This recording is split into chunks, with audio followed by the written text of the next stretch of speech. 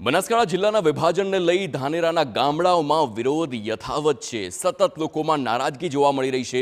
બનાસકાંઠામાં અલગ અલગ ગામડાઓની વાત કરવામાં આવે તો ડેઢા તેમજ એડાલ ગામે સૂત્રોચ્ચાર સાથે વિરોધ કરવામાં આવ્યો છે। ધાનેરામાં વિભાજન મુદ્દે લોકોમાં નારાજગી સતત વધી રહી છે। વાવ થરાદમાં નહીં ભળવા મામલે લોકોએ સૂત્રોચ્ચાર કર્યા। ધાનેરાના ગામડાઓમાં પણ ઉઠી રહ્યા છે વિરોધના સૂર। સંવાદદાતા અતુલ ત્રિવેદી ફોનલાઈન પર છે। અતુલ, જે વિરોધ છે હજુ પણ યથાવત છે, હાલ શું સ્થિતિ છે ત્યાંની? જે બનાસકાંઠા વિભાજનનો જે વિરોધનો મુદ્દો છે તે આજે 20 દિવસ બાદ પણ યથાવત છે। છેલ્લા 20 દિવસથી જે ધાનેરા છે તે ધાનેરાને બનાસકાંઠામાં સમાવેશને લઈને આ વિરોધ યથાવત છે। ધાનેરાના જે લોકો છે અને આગેવાનો છે તેમને વાવ થરાદ જે જિલ્લામાં જે પ્રકારે અહીંયા જે ભેળ્યા છે અને તેને લઈને વિરોધ ઉઠ્યો છે।